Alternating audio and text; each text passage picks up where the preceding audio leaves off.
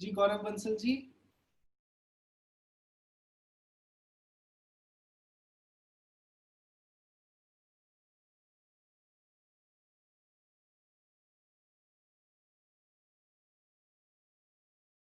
गौरव बंसल जी।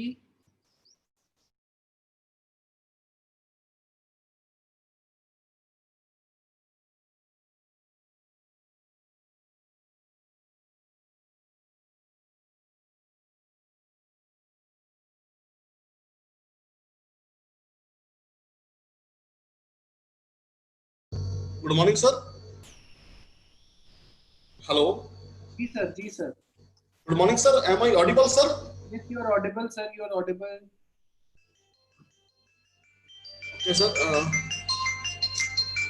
Uh, just wait, sir. मेरे पे मैं स्टूडेंट को एडमिट कर रहा हूँ। sure, sir. Sure, sir.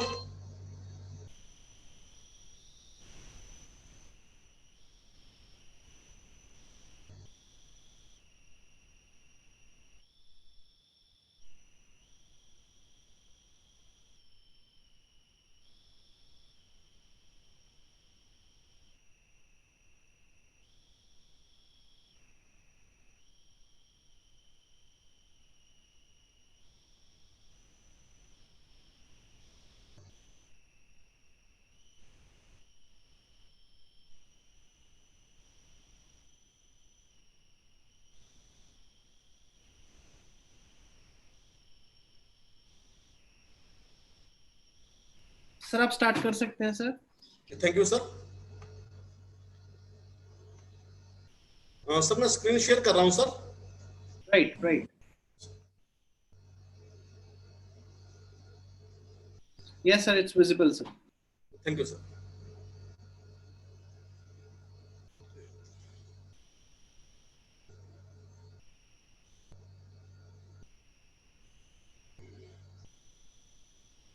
Okay, very good morning to all the listeners who are listening to this video.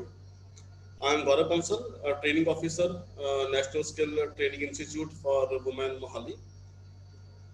आज के इस पीओटी के प्रिंसिपल्स ऑफ टीचिंग मॉड्यूल में हम डेमोस्ट्रेशन प्लान के बारे में स्टडी करेंगे।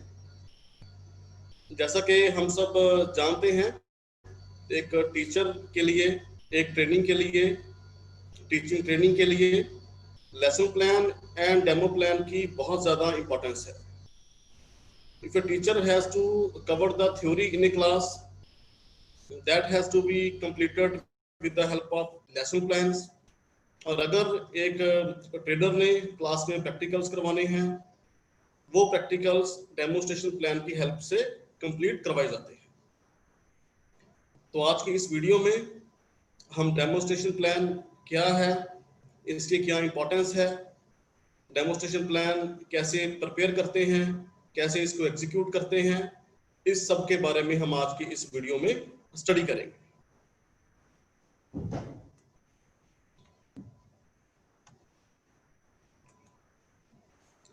आज के इस सेशन में we will discuss about the introduction to demonstration plan, कि डेमोस्ट्रेशन प्लान क्या है, देन डेमोस्ट्रेशन प्लान की क्या इंपॉर्टेंस है, इसके क्या बेनिफिट्स हैं, क्यों इसको यूज किया जाता है।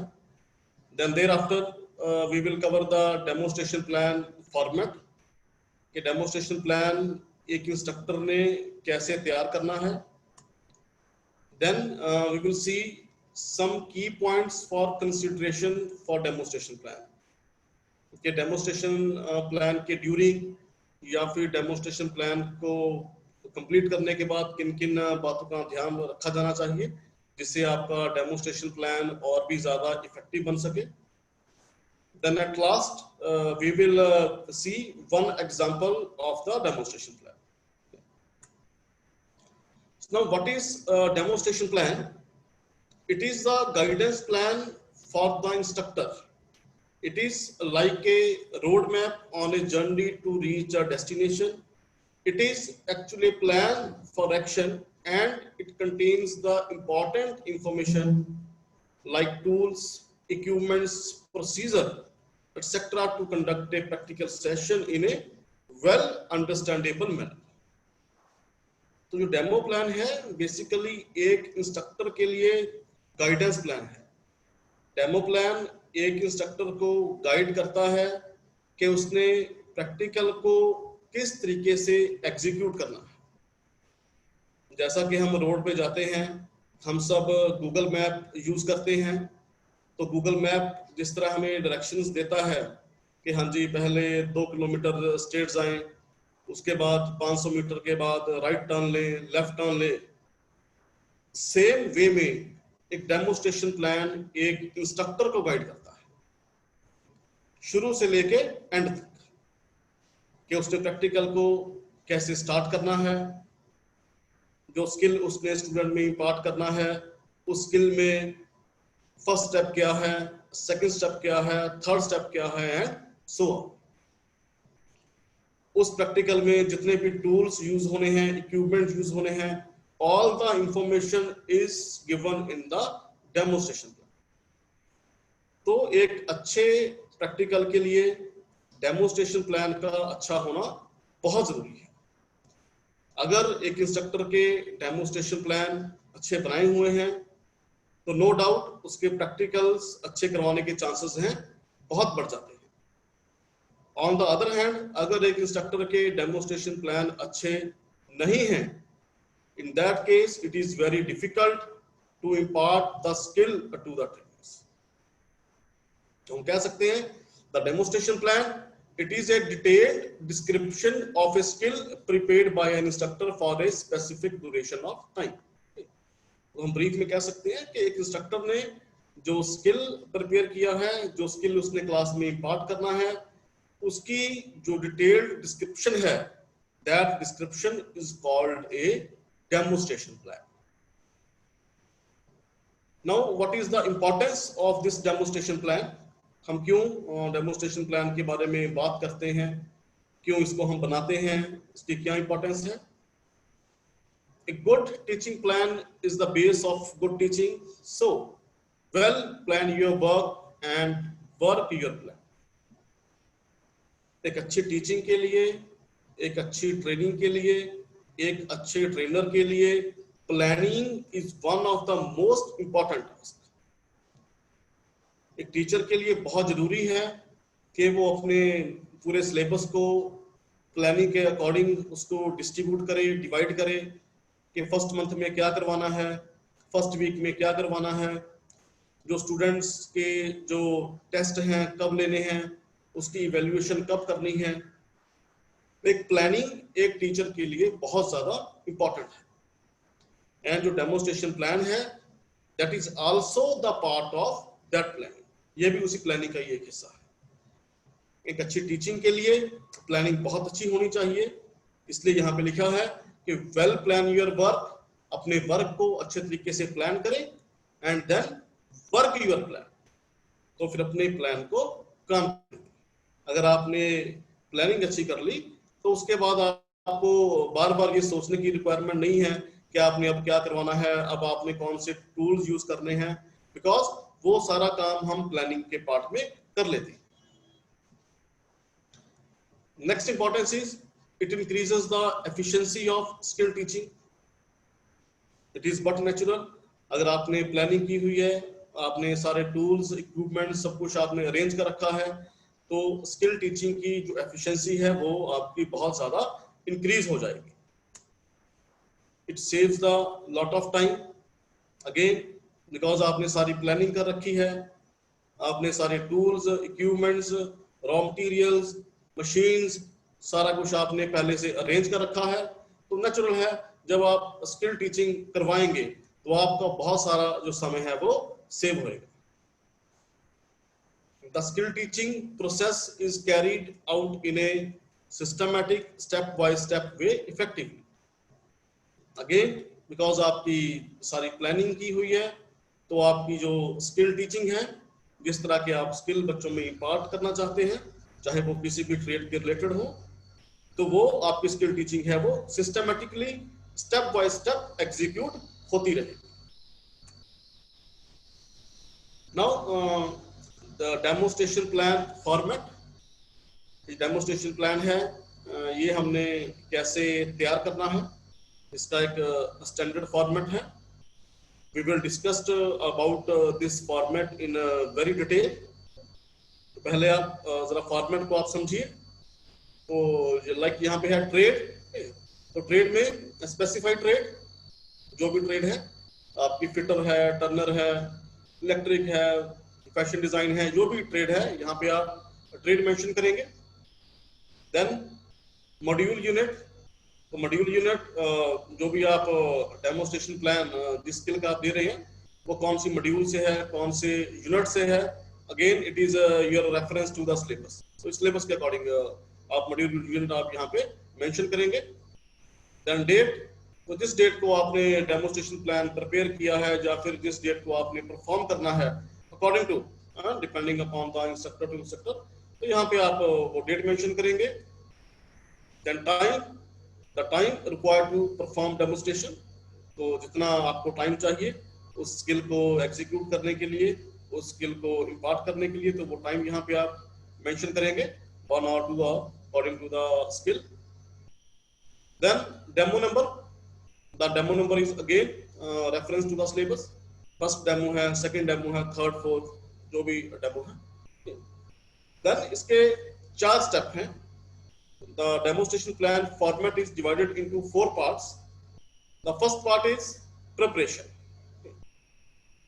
इसके फर्दर आगे सब पार्ट्स हैं, जैसे कि प्रिपरेशन के अंदर आप देख सकते हैं स्किल है, देन ऑब्जेक्टिव है, then tools and other requirements है, then introduction, then review, then motivation. All are the sub parts of this first part. Okay. So we will discuss each and every component in very detail in next slides. The next step है part 2 और step 2 is the actual demonstration. तो first part में आपने preparation कर ली, then preparation के बाद actual demonstration. This is the second part of your demonstration plan format. Then the third part is application. Then fourth part and last part is test. तो also sub parts के आगे सब parts हैं, जैसा कि application में summary है, then test में असाइनमेंट है, रेफरेंस है, etcetera. So we will discuss each and every part. The first part. Okay. The first part is preparation. Okay. The preparation is basically the preparation of instructor as well as preparation of the trainees. तो demonstration plan को execute करने से पहले instructor ने preparation करनी है, उसने अपनी प्रिपरेशन भी करनी है, उसने ट्रेनिंग्स को भी तैयार करना है. तो जो इंस्ट्रक्टर की प्रिपरेशन है उसके सब पार्ट्स हैं. First is the skill title. तो इस पार्ट में, सॉरी, इस सब पार्ट में you have to mention the skill. You have to write the particular skill clearly to be practised in the class. तो जो skill आपने impart करना है, जो स्किल आपने सिखाना है, उस स्किल को आप यहाँ पे बिल्कुल क्लियरली आप लिखेंगे. यहाँ पे कोई भी एम्बिग्यूटी नहीं होनी चाहिए. The skill must be very clear. Like for example, उदाहरण के तौर पे आप देख सकते हैं, जैसा कि एक स्किल मैंने यहाँ पे लिखा हुआ है, construct a half wave rectifier and observe the output waveform. तो बिल्कुल क्लियर है कि हाफ वेव रेक्टिफायर है वो कंस्ट्रक्ट करना है और उसकी जो आउटपुट वेवफॉर्म है वो ऑब्जर्व करनी है, एनालाइज करनी है. Your skill must be very clear. Title को देखने के बाद पता चल जाना चाहिए कि आप आज क्या कर रहे हैं. Like for example, next skill है लाइक योगा, सूर्य नमस्कार. तो दैट मीन्स क्लियर है कि जो स्किल है वो क्या है, योगा है, और योगा में आप सूर्य नमस्कार परफॉर्म करना जो है ट्रेनिंग्स को वो सिखाएंगे. So you have to write down the skill very clearly and very specifically. The next is objectives. Okay. So here write all the objectives related to the skill in a logical and progressive way. तो जो skill आपने impart करना है, जो skill आपने सिखाना है, उस स्किल कि रेलेवेंट जितने भी ऑब्जेक्टिव्स हैं, उद्देश्य जिसको हम बोल देते हैं, वो आपने लॉजिकल एंड प्रोग्रेसिव वे में लिखने हैं। लॉजिकल का मतलब कि पहले जो है स्किल के अंदर पहला बच्चे क्या सीखेंगे, उसके बाद दूसरा जो नेक्स्ट है वो क्या आएगा, थर्ड क्या आएगा। तो लॉजिकल एंड प्रोग्रेसिव का मतलब है कि जिस तरह से आपका डेमो प्लान चलता रहेगा, उस अकॉर्डिंगली कौन कौन सा जो स्किल है, जो कौन कौन सी जो उद्देश्य हैं, वो आपके अचीव होते रहेंगे।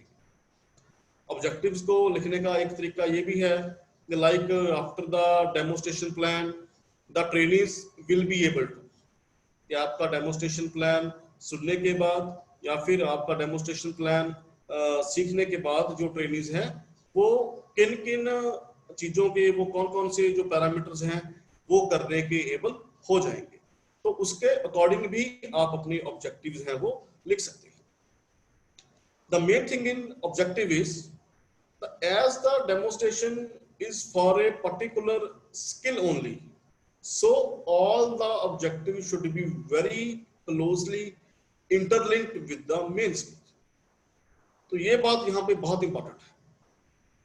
तो demonstration is for a particular skill. Demonstration plan आपने एक खास स्किल का बच्चों को सिखाना है, तो आपके जो ऑब्जेक्टिव्स हैं, जो उद्देश्य हैं, that should B very closely, even very not closely, they must very closely. तो वो आपके स्किल के साथ बिल्कुल ही अटैच, बिल्कुल ही इंटरलिंक होने चाहिए। उसमें किसी भी प्रकार की कंफ्यूजन, एम्बिग्यूटी या डाउट नहीं होना चाहिए।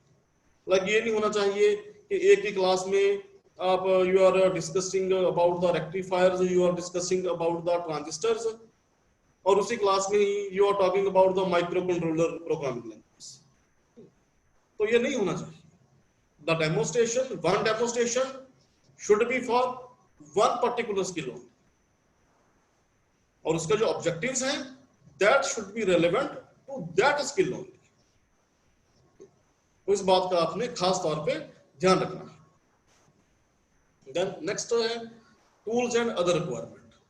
तो यहां पे आप indicate the various requirements of raw material, tools, equipments, mining checking instruments, etc., along with the specifications and quantity to conduct the demonstration. तो इस पार्ट में आपके स्किल को सिखाने के लिए जितनी भी टूल्स चाहिए, जो भी आपको रॉ मटेरियल चाहिए, जो भी आपको मशीन चाहिए, along with the specification, you have to mention over here. Like आपको जो है ट्रांसफार्मर की रिक्वायरमेंट है 4 वोल्ट की, 6 वोल्ट की, 12 वोल्ट की, तो जो ट्रांसफार्मर चाहिए वो यहाँ पे आप लिखेंगे। तो जिस प्रकार के आपको रेक्टिफायर चाहिए, ट्रांजिस्टर चाहिए, आईसीज चाहिए, and gate or gate nor gate, depending upon the trade to trade, skill to skill वो वेरी करते हैं। तो आपके स्किल के अकॉर्डिंग जितने भी टूल्स इक्विपमेंट की रिक्वायरमेंट है वो सारी आप यहाँ पे लिखेंगे। तो इसका बेनिफिट ये है कि अगर वो डेमोस्ट्रेशन प्लान में पहले से आपने लिख रखे हैं, पहले से आपने अरेंज कर रखे हैं, तो दैट मीन्स कि डेमोस्ट्रेशन प्लान को एग्जीक्यूट करने में आपको बहुत हेल्प मिलेगी। So then introduction, okay, preparation का ही पार्ट है। Before the actual demonstration of the skill, a short introductory talk about the practical skill should be done. This is basically to prepare the learners to learn. ये भी बहुत important है। अपने demonstration plan को शुरू करने से पहले आप अपने ट्रेनीज को एक छोटी सी इंट्रोडक्टरी टॉक जरूर देंगे। Introductory talk about the skill, जो स्किल आप बच्चों को सिखा रहे हैं उसके बारे में आप थोड़ा सा बताएंगे कि उस स्किल की क्या इंपॉर्टेंस है, वो स्किल कहाँ कहाँ यूज किया जाता है, उस स्किल की क्या एप्लीकेशंस हैं, या फिर वो स्किल सीखने के बाद आपको क्या बेनिफिट होगा। ये बहुत इंपॉर्टेंट है, बिकॉज इससे क्या है, आपके जो ट्रेनिंग्स हैं वो मोटिवेट हो जाएंगे और वो आपको ध्यान से सुनेंगे। और अगर आपके ट्रेनिंग्स मोटिवेट नहीं है तो नेचुरल है, अगर कोई चीज कोई लेसन कोई सुनना नहीं चाहता, then it is very difficult कि हम उसको कुछ सिखा पाए। वैसे भी जो है पीयूटी की जो लॉज ऑफ लर्निंग है, लॉज ऑफ लर्निंग का ये पहला नियम है लॉ ऑफ रेडीनेस, कि पहले अपने ट्रेनिंग्स को आप रेडी कीजिए ताकि वो आपको सुनने के लिए तैयार हो जाए। तो इट इज वेरी इंपॉर्टेंट कि आप उनको इंट्रोडक्शन दें और उनको मोटिवेट करें। देन द स्टेप 2, प्रिपरेशन हो गई, इंस्ट्रक्टर ने प्रिपरेशन कर ली, इंस्ट्रक्टर ने जो है ट्रेनिंग्स को प्रिपेयर कर दिया। द नेक्स्ट स्टेप है एक्चुअल डेमोन्स्ट्रेशन। अब आपने डेमोन्स्ट्रेशन देनी है, तो उस डेमोन्स्ट्रेशन के फर्दर 3 सब पार्ट हैं, procedure, information point, safety precautions, hints. Now procedure, तो प्रोसीजर में क्या है, the actual steps in the performance of the complete skill are written here.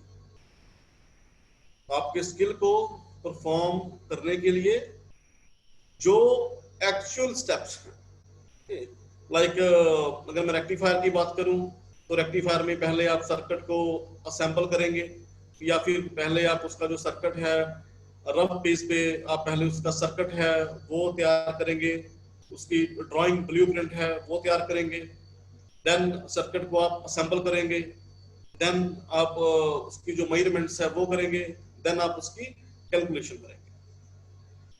तो आपकी स्किल को सिखाने के लिए, प्रैक्टिकल को कंप्लीट करने के लिए जितने भी स्टेप्स हैं, स्टेप 1, स्टेप 2, स्टेप 3, इन लॉजिकल वे कि पहले कौन सा स्टेप होगा, फिर कौन सा स्टेप होगा, फिर स्टेप 3, उसके बाद कौन सा स्टेप होगा, एंड सो ऑन।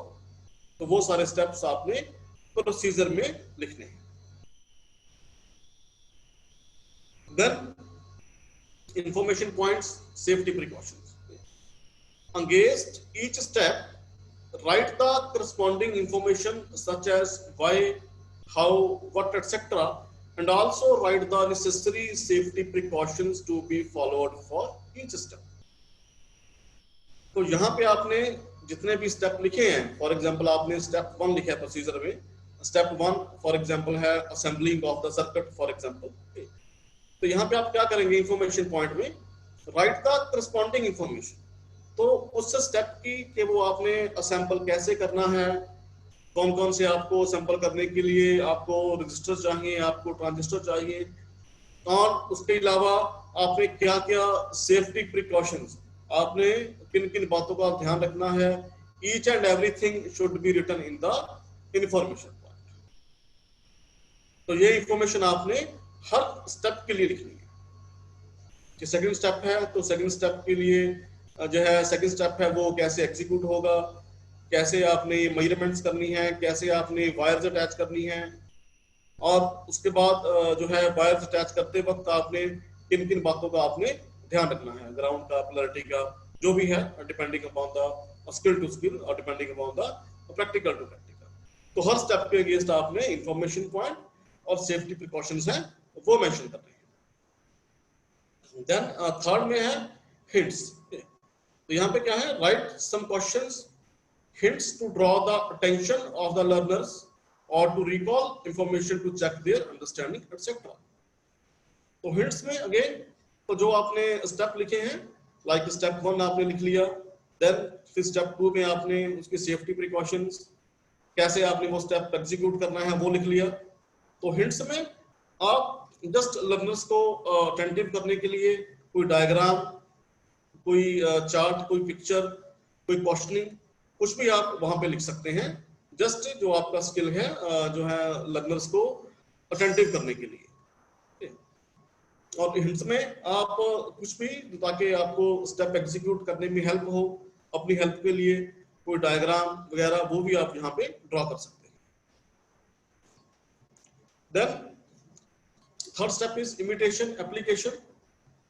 तो प्रिपरेशन हो गई, आपने डेमोन्स्ट्रेशन भी दे दिया। Then after the demonstration is over, opportunity is provided to the learners to perform the skill by themselves independently, and the instructor should rectify their mistakes if any. तो जब आपने demonstration plan class में बोल दिया, करके दिखा दिया, उसके बाद एक अपॉर्चुनिटी देनी है लर्नर्स को, ताकि वो स्किल्स को, उस स्किल को, प्रैक्टिकल को अपने आप करने। इस स्टेप पे नेचुरल है उनकी जो है इतनी ज्यादा परफेक्टनेस नहीं आएगी, बिकॉज वो इमीडिएटली उसको कर रहे हैं। तो इसलिए साथ में ये भी जरूरी है, the instructor should rectify their mistakes if any. तो इंस्ट्रक्टर जो बच्चे गलत कर रहे हैं, रॉन्ग मेथड्स अडॉप्ट कर रहे हैं, सेफ्टी प्रिकॉशन फॉलो नहीं कर रहे हैं, या फिर गलत मेथड से कर रहे हैं, तो इंस्ट्रक्टर जो बच्चे ट्रेनिंग मिस्टेक कर रहे हैं उसको भी साथ साथ रेक्टिफाई करता रहे। And the important thing is the sequential steps in the performance of the skill and important information are repeated. तो जो सीक्वेंशियल स्टेप्स हैं और जो इंपॉर्टेंट इंफॉर्मेशन है, सेफ्टी प्रिकॉशन की कोई और जरूरी बातें हैं, तो वो आप पूरी क्लास में साथ साथ आप बोलते रहिए, ताकि जो ट्रेनिंग्स है उनको कोई दिक्कत आए तो वो आपको सुने और वो इमीडिएटली अपने स्टेप को जो है वो ठीक करें। Then practice evaluation. The last step in the demonstration plan is, at last the instructor should provide opportunity to the learners to practice the above skill so that they attain more accuracy, speed and quality through repetitions followed by the safety precautions. Here the instructor also has to evaluate the trainee's performance. तो and में क्या है, instructor ने students को opportunity देनी है ताकि वो उस स्किल को अपने आप इंडिपेंडेंटली उसकी प्रैक्टिस करें, उसको बार बार करके देखें। जैसा कि हम कहते हैं, practice makes a man perfect. तो जितनी वो प्रैक्टिस करेंगे उतना स्किल है उनका ज्यादा अच्छा होगा, एक्यूरेसी आएगी, स्पीड आएगी, द वर्कमैनशिप है वो आएगी। And another thing is the instructor has to evaluate the trainee's performance. तो साथ साथ इंस्ट्रक्टर ने उनकी इवेल्युएशन करनी है, जो उनकी ग्रेडिंग है वो करनी है। Then the next skill, okay, so write the title of next skill to be done in the class, okay। तो यहाँ पे आप जो नेक्स्ट स्किल क्लास में करवाना है तो यहाँ पे आप वो लिख सकते हैं और वो ट्रेनिंग्स को बताना भी है, ताकि ट्रेनिंग्स घर से कुछ देख कर आना चाहें, घर से कुछ तैयारी करके आना चाहें अपनी बेटर अंडरस्टैंडिंग के लिए, तो वो करके आ सकें। So this is about the demonstration plan. Okay. So now there are some key points for effective demonstration. तो कुछ important बातें हैं जो आपने ध्यान में रखनी है जब आप डेमोन्स्ट्रेशन करवाएंगे। अगर आप इन बातों का ध्यान में रखेंगे तो आपका जो डेमोन्स्ट्रेशन है वो और भी ज्यादा अच्छा और इफेक्टिव बन जाएगा। तो स्टार्ट। सो लाइक जैसे पहली फर्स्ट पॉइंट है, arrange the learners around the demonstration area so that they will be able to observe fully what is going on. तो ये इंपॉर्टेंट है, बहुत इंपॉर्टेंट है कि आप लर्नर्स को इस तरीके से अरेंज करें सो दैट सबके लिए जो डेमोन्स्ट्रेशन की स्पेस है सबके लिए विजिबल हो, सभी ट्रेनिंग्स आपको देख सकें, सभी ट्रेनिंग्स आपको सुन सकें। तो जैसा कि एक स्टैंडर्ड सी है कि जो जिनकी ट्रेनिंग्स की हाइट कम है आप उनको टेबल के नजदीक खड़ा कर सकते हैं, और जिनकी ट्रेनिंग्स की हाइट ज्यादा है उनको थोड़ा सा पीछे खड़ा कर सकते हैं। The main thing is you have to make sure that कि हर ट्रेनी आपको सुन पाए और हर ट्रेनी आपको देख पाए। Arrange the tools, raw materials in a sequential manner according to the step of its use. It will save the time. तो ये जैसा मैंने एक 5S का मैंने सेशन लिया था, 5S कंसेप्ट का, उसमें भी ये चीज बताई गई थी कि आपने टूल्स हैं, जो रॉ मटेरियल्स हैं, वो इस तरह से आपने अरेंज करने हैं ताकि आप इजीली आप उनको एक्सेस कर सको। लाइक आपके जो ऐसे टूल्स हैं जो बार बार यूज होने हैं, स्क्रू ड्राइवर्स हैं, नट हैं, बोल्ट्स हैं, आप उनको मशीन के पास ही रखें। So you have to arrange the tools in a sequential manner.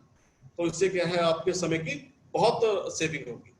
अगर आप इस तरह नहीं करेंगे तो हो सकता है कि छोटे से छोटे टूल को ढूंढने में, उसको लेने में आपका बहुत सारा टाइम है वो वेस्ट हो जाए। Then remove irrelevant items from the demo area to avoid distractions. तो अगर डेमोस्ट्रेशन एरिया के पास कुछ इररिलेवेंट सामान पड़ा है तो आप उसको हटा दें। समटाइम होता क्या है, जो ट्रेनिंग्स हैं वो डिस्ट्रैक्ट हो जाते हैं, वो डेमोस्ट्रेशन की बजाय उनका ध्यान उस बात पे होता है कि वहां पे क्या पड़ा है। सो कोशिश करें कि वहां पे कोई भी इररिलेवेंट सामान है, मटेरियल है, वहां पे ना हो।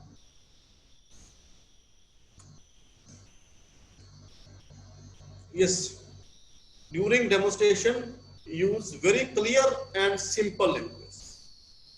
Very important part. डेमोस्ट्रेशन है, आपने अच्छी तरह प्रिपेयर कर लिया, आपने प्रिपरेशन अच्छी कर ली, टूल्स अरेंज कर लिए, स्टूडेंट्स को अरेंज कर लिया, बट अगर आपकी लैंग्वेज अंडरस्टैंडेबल नहीं है, देन आपकी सारी की सारी जो मेहनत है वो वेस्ट है। तो मेक श्योर कि आपकी जो लैंग्वेज है, अदर इट भी हिंदी है, इंग्लिश है, या फिर आपकी कोई लोकल लैंग्वेज है, your language must be very clear and it should be understandable by the whole class. Then the instructor should use various teaching aids to make the demonstration more clear and effective.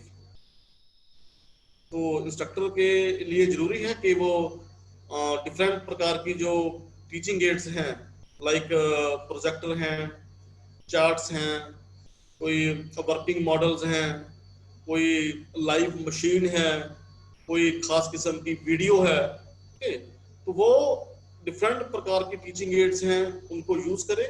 तो जिससे क्या है, demonstration interesting भी बनता है, attractive भी बनता है और बेटर क्लैरिटी भी होती है, रादर आप एक ही तरीके से आप उसको बोल के और परफॉर्म करके दिखा रहे हैं।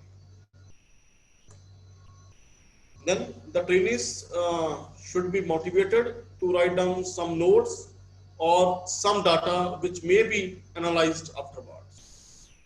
Important है, ठीक है ये भी, कि अपने ट्रेनिंग्स को आप थोड़ा सा मोटिवेट कर सकते हैं, उनको एडवाइस दे सकते हैं, उनको गाइड कर सकते हैं कि वो जो डेमोस्ट्रेशन के कुछ इंपॉर्टेंट पॉइंट्स हैं वो नोटबुक्स पे लिख लें। किसी प्रकार का डाटा है, किसी प्रकार के मैथमेटिकल फार्मूलेज हैं कैलकुलेशन के लिए, या फिर कुछ और, कि वो इंपॉर्टेंट बातें अपनी नोटबुक्स में लिख लें, ताकि नेक्स्ट टाइम जब भी वो उनको डेमोस्ट्रेशन करना पड़े, उनको प्रैक्टिकल करना पड़े, तो जो है अपनी वो नोटबुक उठाएं और उसको इजीली है रिकॉल करें। Then take care of time according to the steps to be covered. Okay. Again, one of the most important thing, manage the time. For example, आपके पास 1 घंटा है और आपने उस 1 घंटे में 45 मिनट फर्स्ट स्टेप पे लगा दिए और बाकी के 3 स्टेप आप लास्ट के 15 मिनट में कर रहे हैं। इस तरह नहीं होना चाहिए। You have to manage the time according to the steps to be covered. तो जिस स्टेप के ऊपर जितना टाइम लगाना है, आप उतना टाइम उसके ऊपर स्पेंड करें। ये नहीं होना चाहिए कि आपने मेजर टाइम आपने एक स्टेप पे लगा दिया और बाकी स्टेप्स आपने जल्दी जल्दी कवर कर दिया। तो उससे क्या है, आपका डेमोस्ट्रेशन प्लान है वो अच्छा एग्जीक्यूट नहीं होगा। Then check in advance the material, tools, equipment, etc. to ensure that these are in good working condition. बिल्कुल, तो जो भी आपने टूल्स हैं, इक्विपमेंट्स हैं, आप मेक श्योर कीजिए उनको एडवांस में ही आप उनको चेक कर लीजिए कि वो वर्किंग कंडीशन में है या नहीं है। ये ना हो आपने उनको पहले चेक नहीं किया, आपने डेमोस्ट्रेशन पूरा दे दिया एंड जब ट्रेनिंग्स डेमोस्ट्रेशन परफॉर्म कर रहे हैं देन यू रियलाइज कि यार मशीन है वो चल नहीं रही या टूल्स है वो काम नहीं कर रहे। So it will unnecessarily wastage your time as well as energy. Okay. So make sure कि वो सारे tools, equipments, machines हैं वो working condition में. So check up the space availability for the demonstration so as to accommodate the trainees accordingly. तो जो space availability है उसको आप एडवांस में चेक कर लीजिए कि जो आपने पर्टिकुलर डेमो करवाना है कि अकॉर्डिंगली वो ट्रेनिंग्स है वहां पे आ पाएंगे नहीं आ पाएंगे. आपको लग रहा है कि स्पेस कम है, देन आप उसकी ग्रुपिंग कर सकते हैं कि ट्रेनिंग्स को 2 ग्रुप में डिवाइड कर दें, 3 ग्रुप में डिवाइड कर दें. Okay, so according to your demonstration, according to your skill, just manage the space.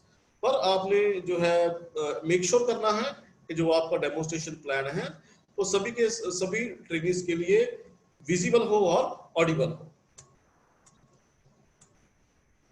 Use same kind of tools and equipments that are to be used by the learners after the demonstration. Sometimes क्या होता है कि instructors हैं वो different kind के tools use कर लेते हैं. तो जब ट्रेनिंग्स प्रैक्टिकल को परफॉर्म करते हैं तो उनके माइंड में कई बार एक बैरियर आ जाता है कि जो हमारे इंस्ट्रक्टर हैं, जो हमारे टीचर हैं, उन्होंने जो टूल यूज किए हैं वो ज्यादा एक्यूरेसी वाले टूल्स हैं, इसलिए उनकी आउटपुट गुड आ गई और हमारी आउटपुट नहीं आ रही. तो इस बैरियर को दूर करने के लिए, ये बैरियर ना बने, जस्ट मेक श्योर कि जो टूल्स आपके ट्रेनिंग्स यूज करेंगे आप भी सेम टूल्स और इक्विपमेंट्स, आप भी सेम मशीन ही यूज करें और उसी मशीन से ही आप बच्चों को प्रैक्टिकल परफॉर्म करके दिखाएं ताकि उनके मन में किसी प्रकार का जो बैरियर है वो ना बने. Provide immediate participation by the learners. ये बहुत जरूरी है कि जैसा आपने एग्जीक्यूट प्रैक्टिकल परफॉर्म करा दिया तो इमीडिएटली जो है ट्रेनिंग्स की वो पार्टिसिपेशन करवाएं. अदरवाइज जो है अगर आप उसको गैप दे देंगे 1 वीक का, 2 वीक्स का, तो नेचुरल है सम ट्रेनिंग्स उसको भूल जाएंगे, उनको रिकैप्चर करना पड़ेगा. तो बेटर है कि आप इमीडिएट पार्टिसिपेशन करवाएं. Adopt only one method of demonstration at one time. जैसा कि एक इंस्ट्रक्टर के पास बहुत सारे तरीके होते हैं टीच करने के भी, प्रैक्टिकल करवाने के भी, तो किसी प्रकार की एम्बिग्यूटी ना हो तो कोशिश करें कि अडॉप्ट ओनली वन मेथड. ठीक है, तो अगर एक स्किल है तो उसको करवाने के लिए आप किसी एक मेथड को ही अडॉप्ट करें. Then correct the doubts of the learners or wrong method of doing work under supervision. तो जब आपके ट्रेनिंग्स प्रैक्टिकल को परफॉर्म कर रहे हैं, इंडिपेंडेंटली वो करके देख रहे हैं, तो जो ट्रेनिंग्स आपको डाउट पूछ रहे हैं आप उनके डाउट क्लियर करें.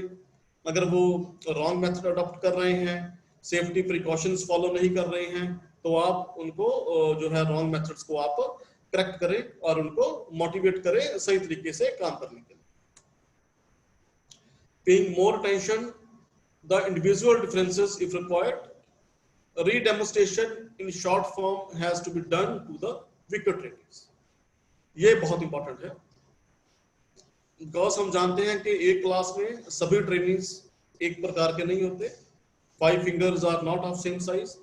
कुछ ट्रेनिंग की कैप्चरिंग पावर ज्यादा होती है, कुछ की कम होती है. तो एक इंस्ट्रक्टर को चाहिए कि वो इंडिविजुअल के ऊपर ध्यान दे. तो जो है कुछ ट्रेनिंग्स जो वीक हैं, जो डेमोन्स्ट्रेशन को अच्छी तरह से समझ नहीं पाए या फिर अच्छी तरह से एग्जीक्यूट नहीं कर रहे हैं, तो वो उन ट्रेनिंग्स को शॉर्ट फॉर्म में बार बार जो है उनको रीडेमोन्स्ट्रेशन देता रहे, सो दैट वो ट्रेनिंग्स जो वीकर ट्रेनिंग्स हैं वो भी प्रैक्टिकल को अच्छी तरह से एग्जीक्यूट कर पाए और उनका जो कॉन्फिडेंस लेवल है वो डेवलप हो सके.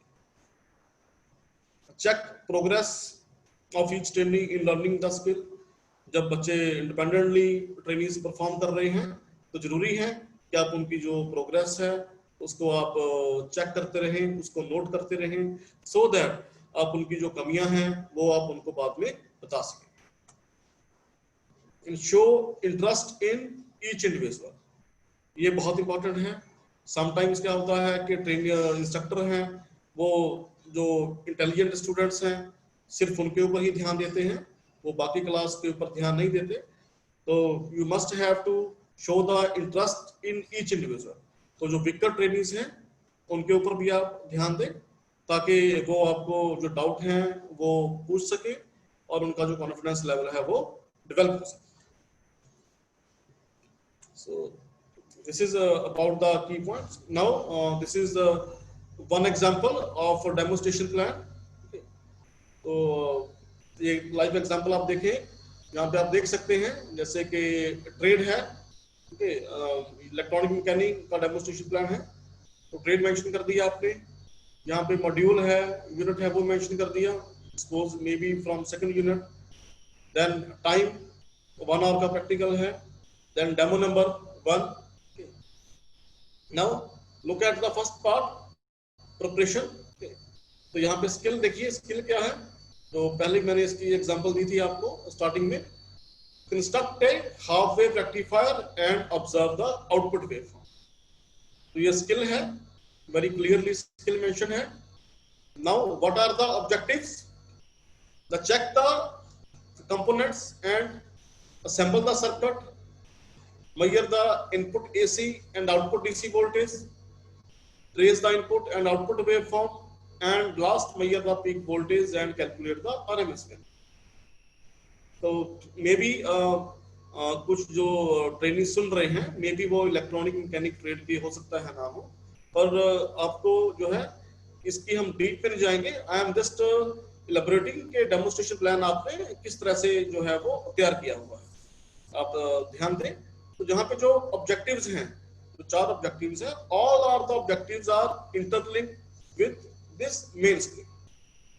जहाँ पे कंपोनेंट है, आपने सर्किट को सैंपल करना है, हाफ वेव रेक्टिफायर का है, इनपुट एसी डीसी आउटपुट वो भी हाफ वेव रेक्टिफायर की है, इनपुट आउटपुट वेव फॉर्म्स हैं वो भी इसी हाफ वेव रेक्टिफायर के हैं, एंड जो पीक वोल्टेज आरएमएस वैल्यू वो भी इसी रेक्टिफायर की। The main thing is कि आपने जो ऑब्जेक्टिव लिखने हैं, the objective should be according to the main skill. Then आप देखिए टूल्स एंड अदर रिक्वायरमेंट में, तो इस प्रैक्टिकल को करने के लिए जो टूल चाहिए वो आप यहाँ पे लिखे हुए हैं, cathode ray, oscilloscope, CRO, dart, transformer. देखिए यहाँ पे इसकी स्पेसिफिकेशन लिखी हुई है, ट्रांसफार्मर ऑफ 6 वोल्ट। तो दैट मीन्स जितने भी आपको टूल्स या आपको और रॉ मटेरियल की रिक्वायरमेंट है वो यहाँ पे आप मेंशन करेंगे। देन इंट्रोडक्शन में देखिए आपने कैरेक्टरिस्टिक्स ऑफ डायोड हैं वो आपने बताए हैं, ट्रेनिंग्स के वो बताने हैं। देन मोटिवेशन में rectifier circuit exist in all electronic equipments and chargers. तो जैसा कि आपको बताया गया था कि आपने जो है ट्रेनिंग्स को एक ब्रीफ इंट्रोडक्शन देनी है। तो जैसा यहाँ पे लिखा है कि रेक्टिफायर सर्किट है it exist in all electronic equipments and chargers. That means आप उनको मोटिवेट करें कि जो स्किल हम कर रहे हैं इसकी क्या इंपॉर्टेंस है, ये कहाँ पे यूज होता है और आपको ये क्यों सीखना चाहिए। देन आप देख सकते हैं प्रेजेंटेशन पार्ट आ गया, 3 पार्ट है यहाँ पे, procedure, information point and hints. यहाँ पे देख सकते हैं आप, तो इसके प्रोसीजर में 3 पार्ट हैं। देखिए फर्स्ट है असेंबलिंग, देन सेकंड प्रोसीजर में है measurement, then third is calculation. तो जैसा आपको सिखाया गया था उसी तरह से 3 पार्ट यहाँ पे प्रोसीजर में 3 स्टेप लिखे गए हैं। Now information point, the information point are according to the part step written in the procedure. तो प्रोसीजर में आपने असेंबलिंग लिखा हुआ है, तो इंफॉर्मेशन पॉइंट में आप लिखेंगे असेंबलिंग आपने कैसे करनी है, द मेन थिंग इज। तो सिमिलरली जो भी आपकी ट्रेड है, जो भी आप प्रैक्टिकल करवाएंगे, अकॉर्डिंगली जो प्रोसीजर में आप लिखेंगे तो उस प्रोसीजर वाले स्टेप को आपने कैसे एग्जीक्यूट करना है ये आप इंफॉर्मेशन पॉइंट पे लिखेंगे। तो जैसा कि यहाँ पे लिखा हुआ है असेंबलिंग में कि test the components, then construct the circuit diagram, वो आपने हिंट में डायग्राम लिख रखी है। Then proper solder, soldering head flux, make sure the meters are connected in proper polarity. Okay, तो जो भी उनकी पोलैरिटी है, पॉजिटिव है, नेगेटिव है, ग्राउंड है, जो भी है। द मेन थिंग इज कि जो स्टेप आप यहाँ पे एग्जीक्यूट कर रहे हैं प्रोसीजर में, उस स्टेप को कैसे एग्जीक्यूट करना है वो आप इंफॉर्मेशन पॉइंट में लिखेंगे। एंड देन आप उसका अगर आपने कोई हिंट लिखना है, कोई सर्कल डायग्राम, कोई आपने चार्ट, कोई मॉडल, कुछ भी हो वो आप यहाँ पे हिंट में मेंशन कर सकते हैं, तो जिससे कि आपको अपना स्टेप एग्जीक्यूट करने में आसानी हो। सिमिलरली आप देख सकते हैं नेक्स्ट जैसे स्टेप है मेजरमेंट। तो मेजरमेंट स्टेप को एग्जीक्यूट करने के लिए जो जो पॉइंट्स रिक्वायर्ड हैं वो यहाँ पे लिख रखे हैं इंफॉर्मेशन पॉइंट में, like measure the AC voltage, then measure the DC voltage, measure no load voltage, trace the input output waveform, etc.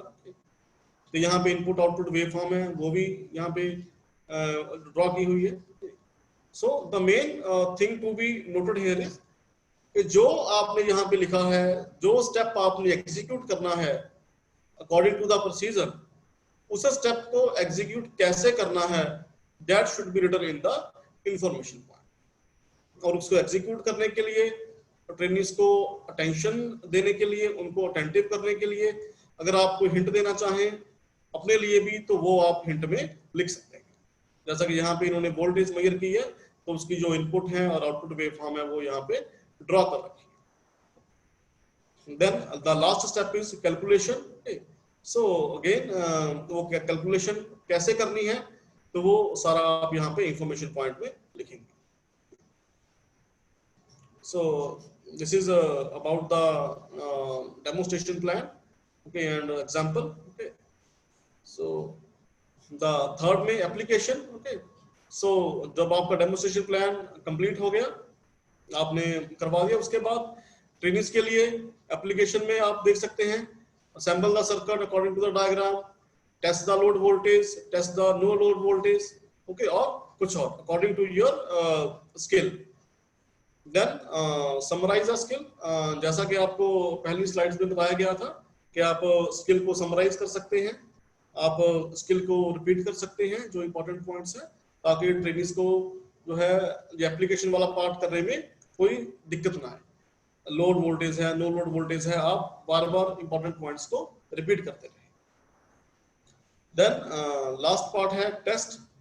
इसमें असाइनमेंट है, जब स्टूडेंट्स एबल हो जाए वो बिल्कुल इंडिपेंडेंटली जब प्रैक्टिकल को एग्जीक्यूट करेंगे तब आप असाइनमेंट दे सकते हैं इस प्रैक्टिकल की, like assemble and verify the voltage values, calculate the voltage regulation for different load values, या कुछ भी हो। सो एट लास्ट द रेफरेंस, यहाँ से आपने ये प्रैक्टिकल लिया है ताकि स्टूडेंट्स ने अगर कुछ और देखना हो तो वो इस बुक को रेफर कर सकते हैं, वो यहाँ पे आप लिख सकते हैं। एट लास्ट नेक्स्ट स्किल, तो जो स्किल आपने नेक्स्ट परफॉर्म कराना है वो आप यहाँ पे मेंशन कर सकते हैं। So this is about the whole session. So at last, जैसा कि हम सब जानते हैं कि पूरा वर्ल्ड कोरोना वायरस से फाइट कर रहा है, तो as a good citizen of the country it is our moral responsibility कि हम अपनी कंट्री को सपोर्ट करें। तो मेरी आप सबसे गुजारिश है, एक आरोग्य सेतु ऐप है जो कि भारत सरकार द्वारा बनाई गई है, आप सभी इस ऐप को अपने एंड्रॉयड फोन में आप इंस्टॉल करें। ये ऐप आपको भी और हमारी कंट्री को भी कोरोना से बचने में और उसको फैलाने में हेल्प करेगी। So at last, thank you.